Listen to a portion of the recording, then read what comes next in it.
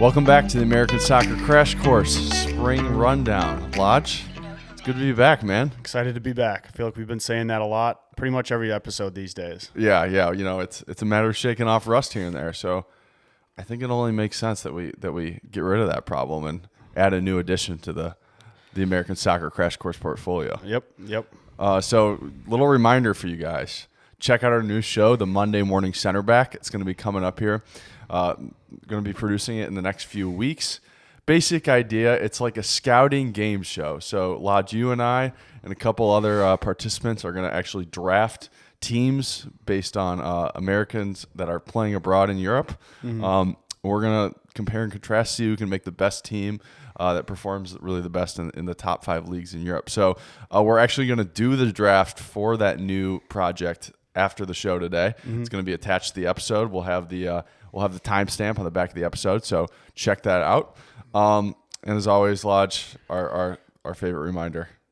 Make sure to like and subscribe on YouTube, Apple Podcasts, and Spotify, if at all possible. Also TikTok. We're also on TikTok. Yeah, exactly. Got to feed the family of the producer. There it is.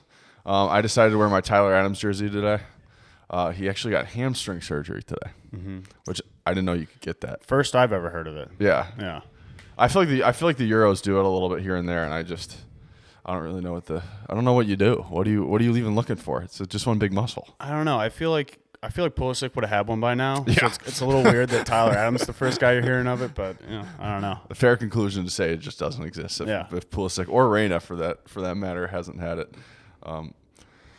So he might have gotten run into the ground with that Red Bull style running all over the field this year. But to get to our agenda, we're going to talk about the big ticket news item for the U.S. men's national team lately. That's Folarin Balogun. That's what I'm going to go with. Folarin Balogun. I believe that's how you pronounce it. Okay. We're going to talk about the Nations League games that the U.S. just played the past week. Some of it, not all of it.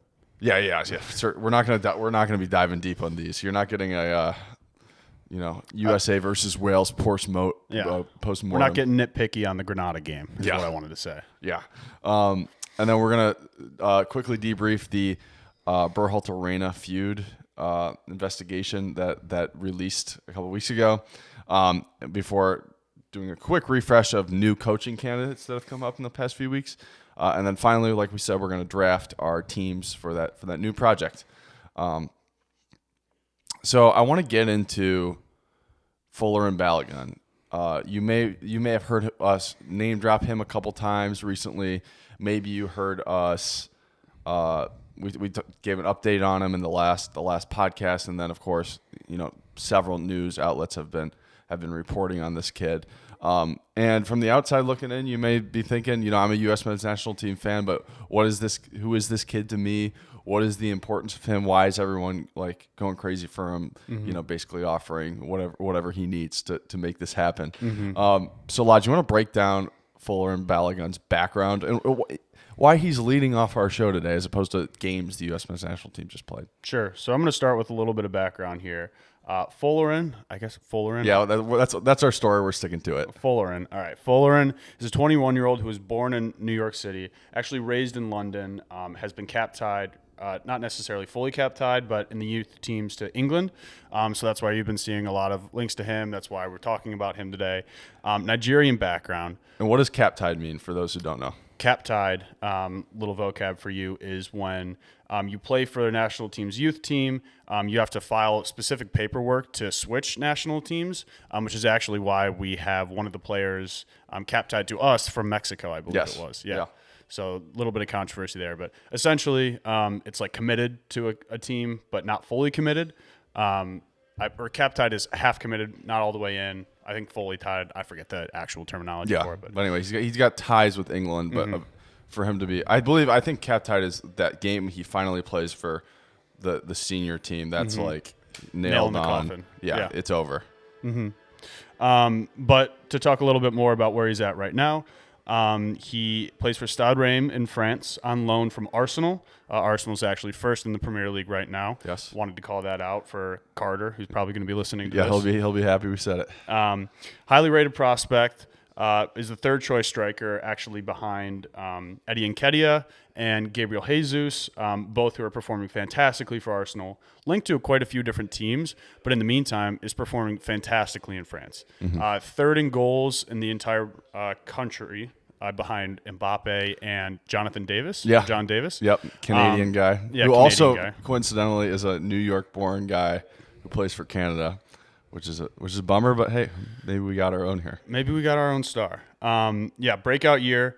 4 ahead of Messi and Neymar, 2 behind Mbappe, which is pretty impressive if you consider that. Yeah, if you've ever heard of those guys, I mean, being 4 ahead of Messi in the goal tally is quite impressive. So one thing we want to call out is if he does end up transitioning onto the U.S. national team, he will be tied with Clint Dempsey for the most goals in the top 5 leagues in one singular season, which is at 17.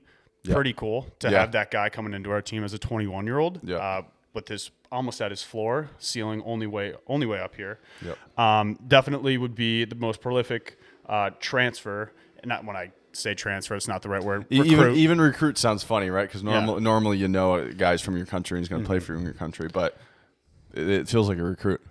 Yeah, I mean the best way I can describe it is all the blue bloods in college football. Until I forget, I think it might have been Ed Oliver. Okay. Ed Oliver was the first non-Power 5 guy, 5-star to go non-Power 5. I think he went to Houston.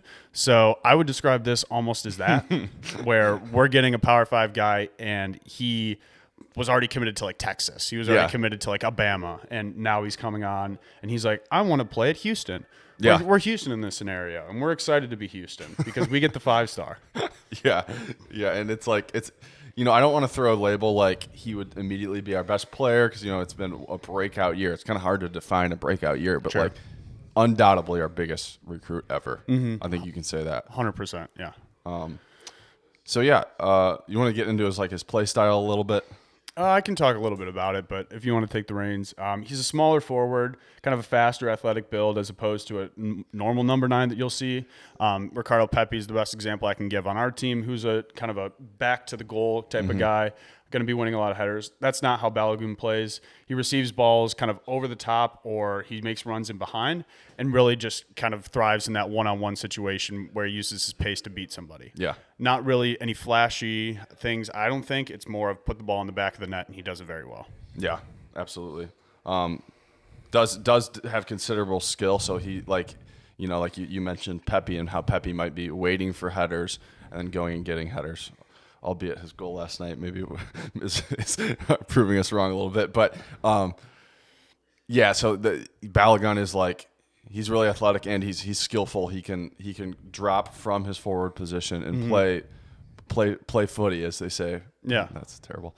And he can really play soccer, play football with his other teammates and engage in the build-up play rather than kind of just being isolated, waiting for the ball. And he scored some really nice volleys this year. Yeah, so, he has. Yeah, so cool. he's definitely a flashy guy. So that's the profile. Maybe you knew the profile, but I want to tell you about the last crazy week and a half for the U.S. and what it looks like to court a 5-star. As you mentioned, a guy going to Houston. How does Houston get the job done? How does the U.S. men's national team court a 5-star? I should note at the end of this, it's not a done deal, but it looks really good. It does look very, very good. So to start, the rosters dropped for the international break. England roster, U.S. roster, both dropped at similar times. He wasn't on either, and he posted a cryptic Instagram short thereafter.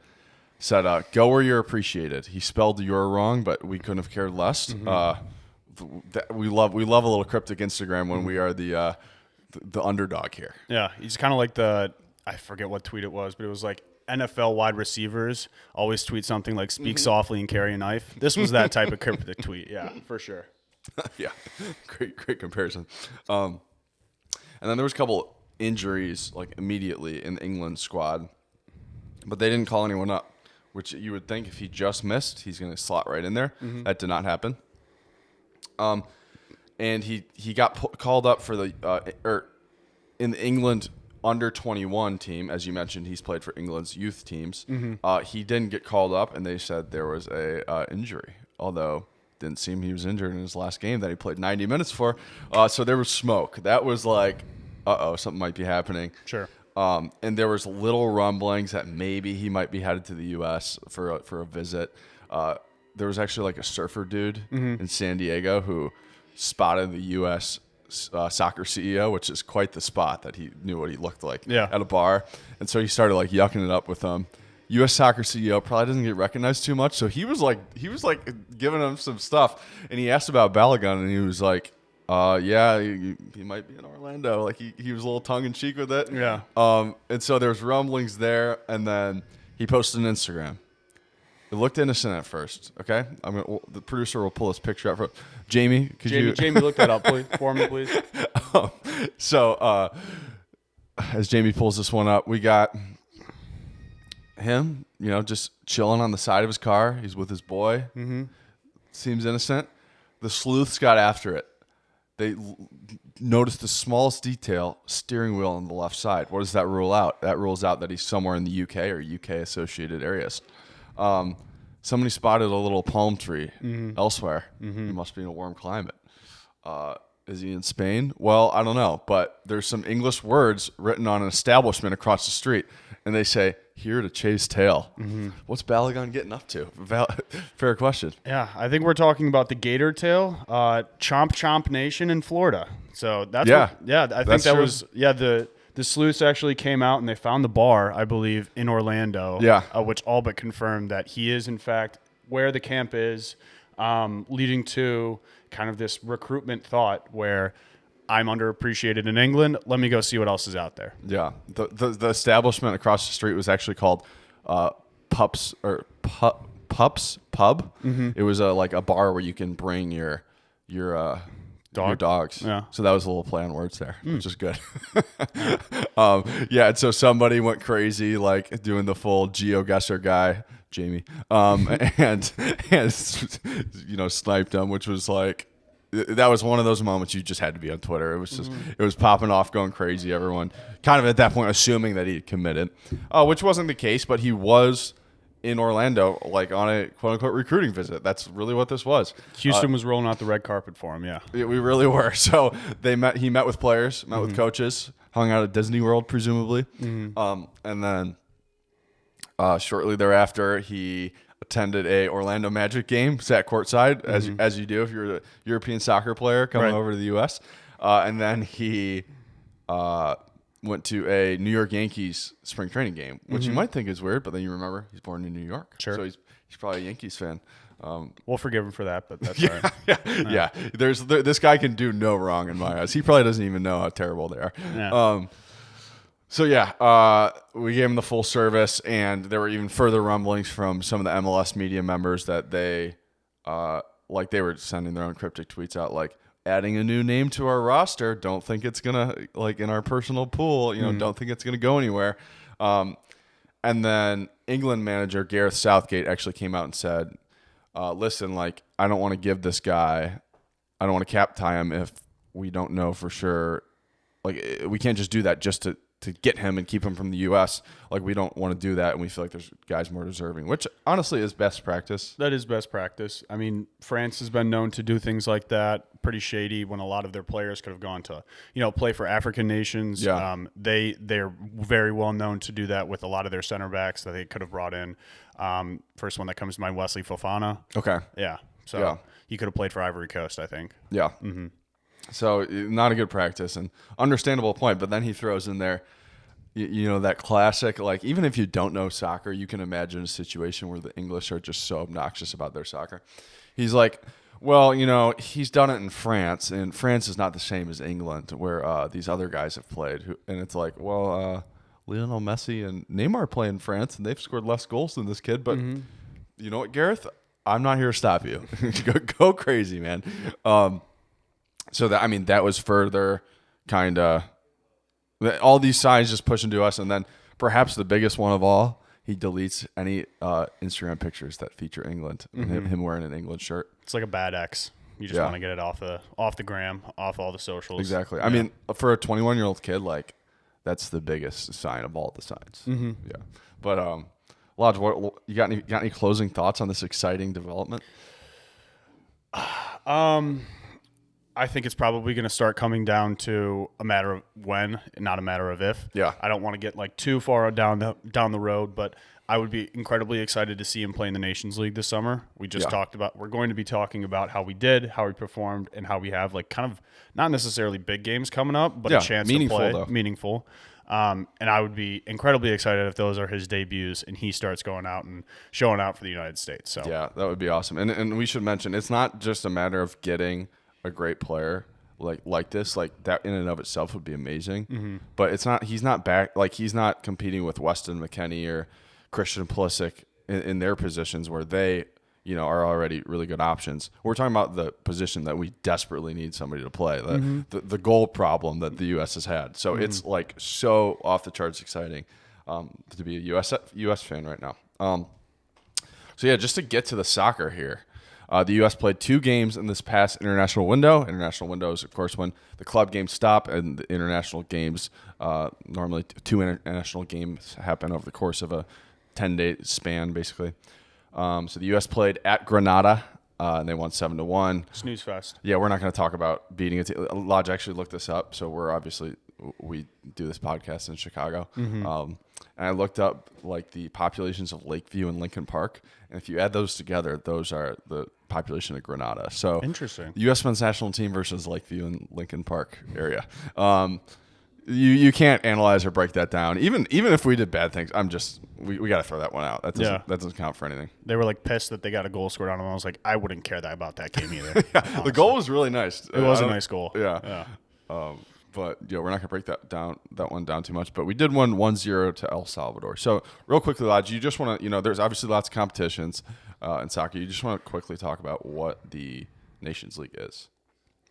So I'm not necessarily too familiar with it in terms of the United States, but I know that UEFA does a very similar thing, so I'm going to kind of draw comparisons to that. Yeah. Essentially, it's a cash grab in that you don't – this is me getting on my soapbox. This is a cash grab where in between the 2-year kind of continental cups that they have, so Copa America, Euro Cup. Yeah.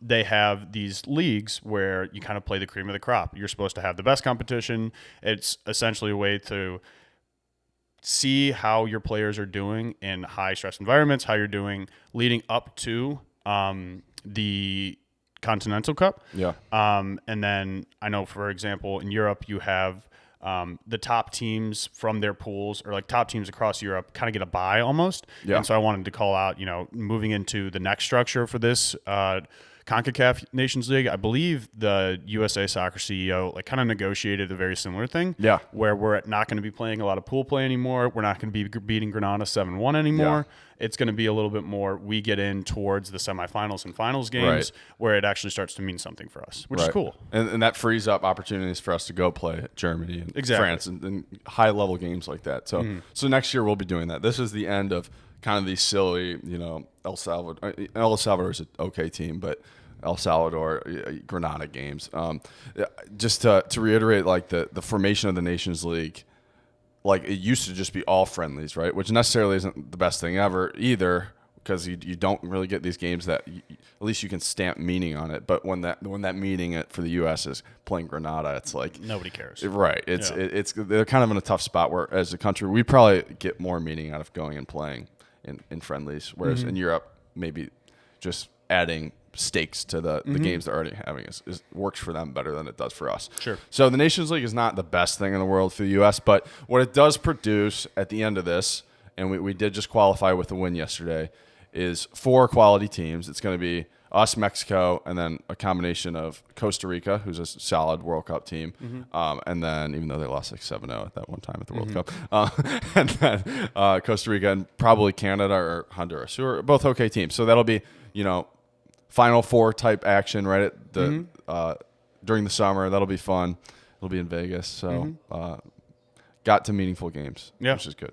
One of my friends said he's actually in Vegas for work. He's going to the games. Oh, nice. He's planning on going. So that's awesome. Exciting. Yeah. Yeah. It looks like we actually might get Mexico in the semifinal too, as opposed to the final, which is, I don't know how I feel about it, but I mean, at least it ensures that you're going to get a Mexico game, which is fun. Yeah. Well, yeah. So you want to tell us a little bit about the roster going into this? That might be more interesting than the games itself. Yeah, roster straight up was great. I think we have one MLS player. Yeah. And it was mainly all European players. That's what we like to see. We're Euro snobs. I think you have to be a little bit of a Euro snob moving forward. I think we've talked about that in our last few. Yeah. But yeah, this is, I think, the only camp where it's going to be mainly us or mainly the European players because MLS is kind of getting towards the end of the season. They're starting to, or no, they're beginning their season. It's just this weird. You're good. It's just this. Pause it. Yeah, the MLS is just in a weird kind of situation where I guess they're gonna play like Mexico, very similar to the games that took place in January. We're like basically having games around like MLS squads of U.S. men's national team players, which I'm not too crazy about. Our friend Alex Skotsky might get a game because it's gonna be out there in Arizona, his new home. But yeah, they're doing an MLS only camp. Is that what you're saying? Yeah, MLS only camp against Mexico in April, and so I guess our coach decided he was going to leave most of the MLS guys out of this camp and take them next time. Cool. So it is, everyone saw all the Euro snob friendly roster, and it was like yes, and then it was like little caveat to put out the fire a little bit, but let's just run with it. Yeah, let's run with it. So like we said, not going to talk about Granada, but versus El Salvador last night, we needed at least to tie the game to advance. Could not lose the game. And the lineup was looking like, ready for this? Mm-hmm. Matt Turner in goal, Jedi Robinson left back, Tim Ream left center back, Miles Robinson right center back, Serginho Dest right back, double pivot of center mids of Weston McKennie and Yunus Musa, Gio Reyna playing centrally in the 10 center attacking mid position. Who said that would be a good idea? Yeah, I have no idea. Me and everyone else, to be fair. Yeah. Christian Pulisic left wing, Alejandro Zendejas on the right wing, who you alluded to earlier. There was this whole story about how the Mexico Federation tried to get him to sign a one-time cap tie switch, and they disguised it as like hey, will you just sign this vibes paper? And he was like, he ended up actually reading it, actually checking, and was like, holy shit, they just tried to, end my international career. Yeah. So very funny story with that. But he is now an American player. Alejandro Zendejas plays for the best team in Mexico, and we started him on the right wing, and we started Daryl DK up top. The first half was extremely sleepy.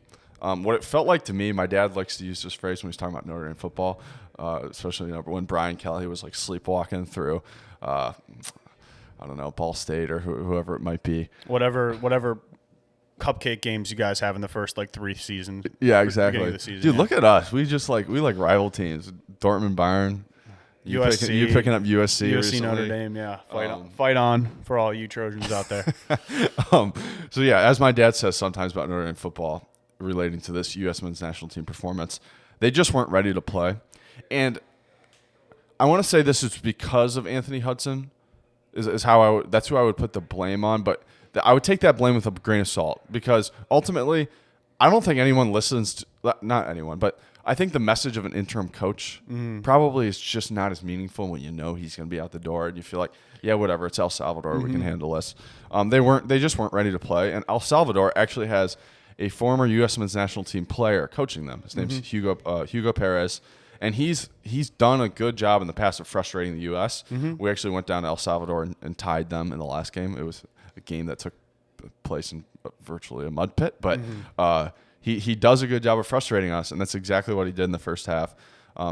Obviously, Lodge, as you know, playing soccer, it's much easier when you're the inferior opponent, as opposed to maybe other sports. If you just get organized and you frustrate the opponent, that's a lot easier to have success at than actually trying to play them. And you can have some success. It's a low-scoring game. Yeah. And so that it was 0-0 at half, went into the second half, and we just came out of the halftime looking much sharper, looking confident, and really buzzing from the beginning.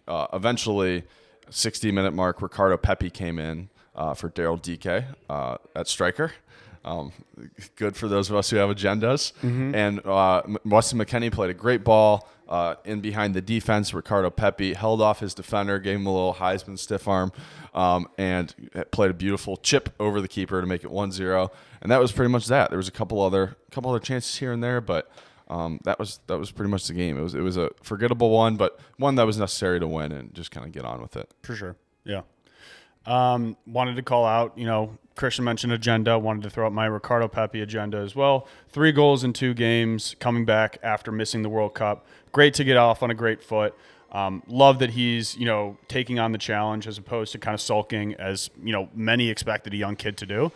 Love that he's at that point. Also, proving your haters wrong. Greg, I think you made a mistake here. Yeah. Gonna keep calling you out for the next 4 years if you're still here.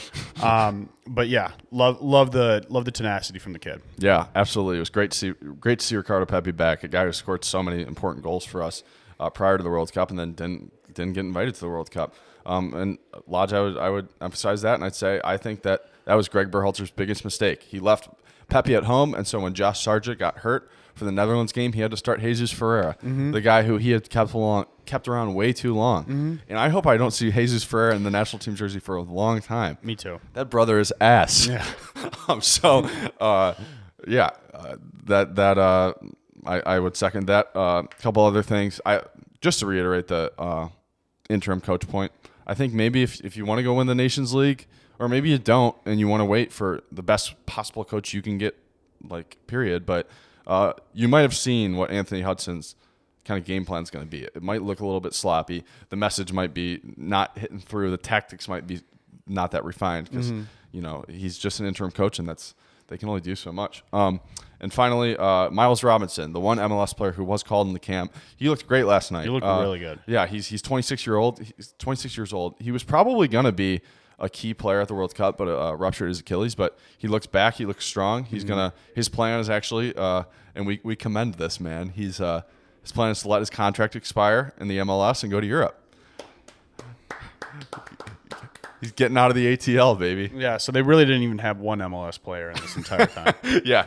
I counted foot on, or he's on his way out. Cool. Okay, so let's take a quick break, Lodge, and we'll get right back to it. Sure. All right, welcome back to the American Soccer Crash Course. Getting through a couple things here. There was lots of drama feeding us through the winter, Lodge. The Gio Reyna situation, and that story is just one that seems to just not want to die ever. Yeah. Of course, this was a little bit more planned, but the investigation into what exactly went down actually came out a couple weeks ago. So just want to gloss over the big highlights of that one because it was definitely revealing. I would say if I had to summarize, Greg Berhalter did get kind of vindicated and in his stance on a lot of stuff. And the Rainers are in the mud, and they played themselves so hard. On the call, if you recall, so to recap the characters, you got Ernie Stewart. He was the kind of exec head of U.S. Soccer. And then the Reyna family, you obviously have Gio, the son, the soccer player, and his parents, Claudio and Danielle. And then on Greg Berhalter's side, you have him and his wife, Rosalind. So the report stated, just some highlights here, that when the Reynas called Ernie Stewart to kind of complain about Greg because Greg had just allegedly dragged their son through the mud in that leadership conference, if you're familiar with the story, that Danielle said that, quote, Greg beat the crap out of her in a back alleyway to Ernie Stewart. That was what she led with, right? And then Ernie was like, oh, interesting. I'm going to have to report this information because you just, alleged domestic violence here. And they did not walk back their statements or seem remotely surprised that was the case. It was pretty clear to Ernie on the other side of the phone that that's exactly what they were trying to do, which contradicts what they released in their own public statements, the Reynas, that where they said they had no intent of starting an investigation. They live under a rock, apparently. But the actual details of the investigation, it was revealed that there was an altercation. They went outside of the bar, and she hit at him and scratched him, and then he retaliated, pushed her, and kicked her twice, and then the fight was broken up by somebody. That was both of their story, and the investigation found they totally told both sides of the truth, cooperated. Allegedly, at the time of that incident, they both reported it to their soccer coaches, and it kind of just never went anywhere from there. Greg Berhalter claimed to really have used that incident as a kind of a big moment of change in his life. He allegedly sought counseling, volunteered at a not a women's shelter but a women's prison. Okay, I think it was. But, sure. And it was also revealed that he made an apology mixtape. But eventually they did date again, and that was kind of that. And so the investigation did open a can of worms on the Reynas themselves. With Claudio Reyna, basically they outed repeated, just inappropriate bullying, behavior by him over the years. Some examples include complaining that Gio was sitting in coach and that he should be sitting in first class and treated different than the other 17-year-old players on the U17 USA team. He tried to call and rescind a red card. The one that he will probably never work a job for in the rest of his life in American soccer. He complained that a woman ref was reffing his son's game and said, quote unquote, "What are we trying to prove?" Not good. Not a good look for Claudio. The other things he did, he allegedly, while Greg was the senior team coach, he complained to Greg about Gio's U17 coach. And he was basically saying, this guy's an idiot, this coach sucks. Where previously he had held a good opinion of this coach until things went poorly for Gio. And so Greg kind of saw that pattern in his best man and best friend. And that was pretty much exactly what happened to him. And that's how he said it. He said, when things go bad for the Reynas, or for Gio, the Reynas tend to flip and go super aggressive. Yeah. Some other kind of things in that investigation, they said that Claudio Reyna did not cooperate really whatsoever. He offered to basically put his side of the story out, but did not want to interview. Presumably, he did not want to get cornered on some of this stuff. Mrs. Reyna, in terms of actually interviewing, they got her on the phone, and she was basically like, "I didn't even call Ernie Stewart. None of it ever happened. I deny that everything happened." And they were like, "You're denying the phone call that we all knew took place?" And she was like, "Yep." And then they hung up. And then 5 minutes later, she called back and was like, "Okay, yeah, I did take the phone call. I did do everything you just accused me of doing," which is just nutcase behavior, if we're being honest. I think the last highlight was low light really, but at the World Cup, allegedly, after Gio did not play during the Wales game, the Reyna family demanded to be put on different buses than the Berhalter family because they were so seething mad. And so, once that happens, everyone knows there's beef. And after that, the day after, I believe, was Thanksgiving or 1 or 2 days after, and she was at the Thanksgiving dinner saying, "I can make one phone call and his cool shoes and bounce passes will be gone forever." So just so much dirt, so much bad stuff coming out of this report, but it did put an end to everything, luckily for the most part. So hopefully this story does not resurface.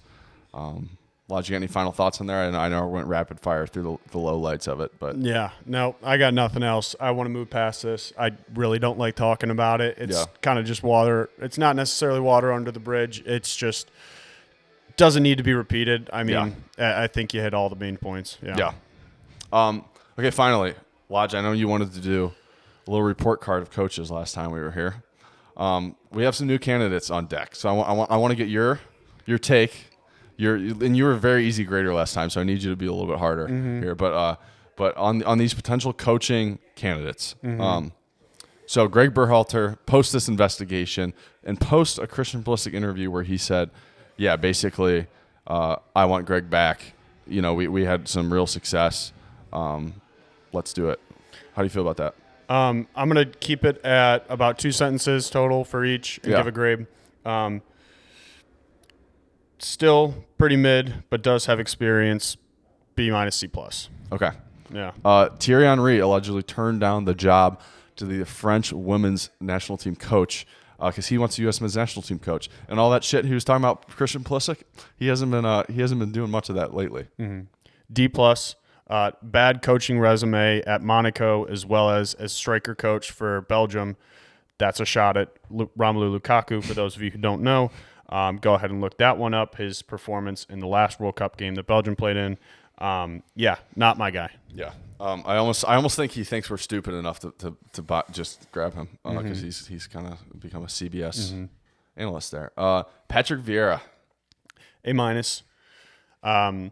Has experience with gritty teams like what we're going to need to be to get where we want to be. Can be a pretty good bridge coach, I would say. And little MLS fact. experience. MLS experience at New York City FC. Yeah, he's my A+ with some Premier League experience and not a ton to work with at Crystal Palace. That's just my opinion. But Hugo Perez in El Salvador, coach? Straight C. Okay. U.S. men's national team experience in CONCACAF. Doesn't have the big managerial experience that we probably need. Agreed. It's almost too. It's almost like too big of a sleeper pick. Like he's got to have a bit better resume for that. Yeah. Easy to frustrate us in CONCACAF, but winning games is a different story for the U.S. men's national team. All right, Jesse Marsh. Now that you've seen him getting rowdy with his college boys at the Princeton March Madness game, does this change anything? Not really. B+, B+. Head candidate you'd want to have a beer with? Head candidate I want to have a beer with, sure. Over Jose? Yeah. Okay. Yeah. I'd say probably. Good guy. No, definitely not over Jose. I had to think about that. Yeah. Good guy. Gegenpress. We got a young team. We could do it. Probably would be a Euro snob. Would further my agenda. It's just another bridge coach. It's the next step to the top before we get another great guy. Okay. I think we're talking bridge coaches, Jesse Marsh, Patrick Vieira. Interesting. All right, Vieira's my guy. Vieira's my A+, but Vieira's my 1A. Jesse Marsh is probably my 1B or 2. Okay. All right. Sweet. That's all I got here. We're gonna wrap this up with the draft here. We're gonna tap in Rob Soder, one of our new analysts here at the Crash Course. So, all right, welcome back to the American Soccer Crash Course. This is the Monday morning Centerback draft. Rob, good to have you here. How you doing? Good. How are you? Thanks for having me. Absolutely. So as we briefly mentioned, the idea here, and we're going to throw up the draft board as we do this, but we got 16 U.S. men's national team players. We got 4 drafters, Lodge, Rob, myself, and Carter Sperry on the phone. Carter, you want to say hi? Hey everybody, glad to be a part of this. Making my third appearance across the ASCC brand and ready to get into it with Monday Morning Quarterback. Oh, you want it closer, Lodge? Yeah, like it's not picking up on Okay, cool. Yeah. Awesome, Carter. Awesome to have you here. Looking forward to seeing you over Zoom pretty soon. But for today, this will do, and we're gonna get to this draft board. So I got the randomizer here. I don't know if anybody can, I'll probably just hit it until I get exactly what I want. But randomizing. Carter's got first pick, Lodge second, myself third, and our guest Rob, sadly, dead last. That's how we treat our guests around here. Carter, so you're up first. I think we're going to draft by tiers here. That's what we'll try at least this first time, see if it works. This is a bit unfortunate for you because you have the first pick, but you also have the only option in the first round. And to just explain the option, we want to maximize efficiency here with this project. So if your club team is already watching one of the U.S. men's national team players listed in here, we're going to give you the option to just draft that player right onto your team. And of course, the goal is you're taking the 2 highest scores from Europe, the 2 highest performance scores, which will be based on data and a few other things. And you're trying to build your team based on that strength. So, Carter, without further ado, you have the option to pick Leeds United, which is going to be Brendan Aronson and Weston McKennie. Tyler Adams is hurt, and they are playing Arsenal, your team, in the first week. So, would you like to take Leeds, or would you like to defer and pick another team? So I'm gonna defer actually. All right. Because I want to be the one who is scouting future U.S. men's national team number 9, face of the project, Folarin Balogun. All right. I totally respect that. I know you got some Arsenal interest there as well. Yeah. So all right, Carter. That's the big name off the board. Obviously, we're not counting our chickens here. That's not what this is. But feels pretty good. So I think we got to watch him play. I'm going to subscribe to beIN Sports. I'm going to give you guys the login. So that's what's going on here. And so Balogun is off the board. Lodge, over to you. We have, again, looking at the draft board in that first round, we got Leeds United, we got Fulham, and we have Yunus Musa down at Valencia. Give me Fulham. I like watching Tim Ream, and I think he's going to pull out some big results for me going into this. So And Jedi. Jedi's probably not going to have as many, but Okay. He'll be there. Yeah, give me Fulham. All right, that does allow you to watch some Premier League, which is nice. So I'm glad this got to me. I'm going to be riding and dying with my boys in Leeds to see if they get relegated or not. So this worked out perfectly. I will gladly watch Weston and Brendan go to work week in, week out as they fight for their Premier League survival. That'll be my pick. And I got Musa. I was staying in La Liga, so might be doing a La Liga double here in the first 2 tiers. Yeah, you're a Spain guy though. Yeah, but I mean, I've only really watched Musa play. I'll be honest, like for the national team, so it'll be good to like kind of watch him play more for club. Yeah, but I've heard he's a little shakier for club. Yeah. As of late, but there's always now to get back into form. So maybe if I start watching, he'll start playing better. Yeah. But yeah. Good luck, Charm. All right, Rob. Well, luckily this is not this draft order does not go forever. We're gonna snake it back to you here. Yeah, what a relief. And yeah, you're gonna get. You know what? I feel like this is All right, you guys let me know it's audible, but I feel like the third row is just more fun. You let me know which row you want to draft out of.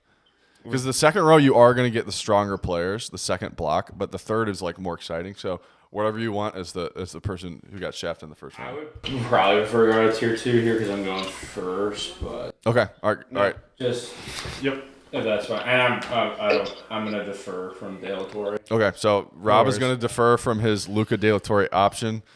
He is a diehard Real Madrid fan, but apparently he's going to pass this one up. Yeah, I'm sorry, but I think I'm gonna go with Tim Way. All right. I want to see how he does at fullback. Yeah. Okay. I'm curious. I'm curious to see what that project is, but I personally wish that he wasn't playing left back. Same. I kind of like it. I mean, I think it kind of just shows like how talented he is, and he's just versatile. He can do whatever it takes, but I mean, he's not going to take Jedi's spot. No. But I kind of wish he was playing right back instead. But yeah, I mean, I kind of want to see him play more and watch more of the French league as well. So. No. Cool. Rob, I know one thing about you, and that's you're connoisseur of many leagues. You're not one to scoff and say Premier League only. So I mean, this is a perfect project for you.